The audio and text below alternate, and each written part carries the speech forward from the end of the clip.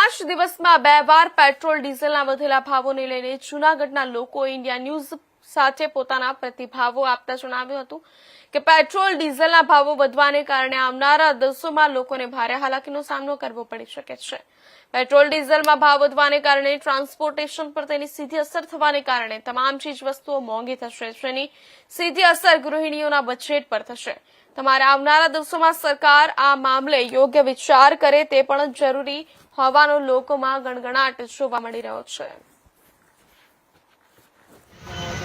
જી બેન, આપના નામથી અત્યારે પેટ્રોલ ડીઝલના ભાવમાં વધારો થયો છે, શું કહેશો? પેટ્રોલ ડીઝલના ભાવમાં વધારો થવાથી શાકભાજીથી માંડીને બધા પર અસર પડે છે। એને લીધે અમારું જે બજેટ હોય છે, જે મંથલી અમને આપવામાં આવતું હોય છે ઘરમાં કે આટલામાં તમારે પૂરું પાડવાનું છે, એ જ અમારું બધું ખોરવાઈ જાય છે, કારણ કે શાકભાજી, દૂધના અને બધાના ભાવ વધી જાય છે। એને લીધે અમારે બહુ જ બધી મુશ્કેલી ઊભી થાય છે ઘર ચલાવવા માટે। તો સરકારને વિનંતી છે કે આના માટે થઈને પેટ્રોલ ડીઝલના ભાવમાં ઘટાડો કરો એવી વિનંતી છે સરકારને। મારું નામ પ્રિતેશ પટેલ।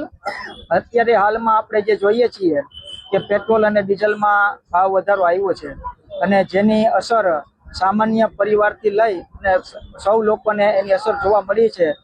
પરિવહન મોંઘું થતાં શાકભાજી, દૂધ અને અન્ય જે ખાદ્ય ચીજ વસ્તુ છે તેના ભાવમાં પણ થોડો વધારો આવે છે એવું આપણે જોઈએ છીએ।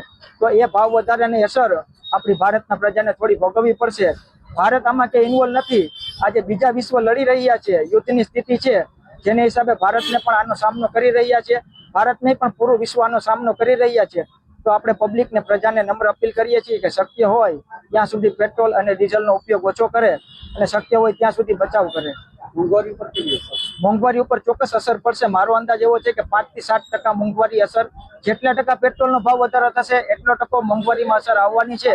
એ વાત નિશ્ચિત છે ને શક્ય છે ને આવવાની પણ છે, એ વાત ફાઇનલ છે।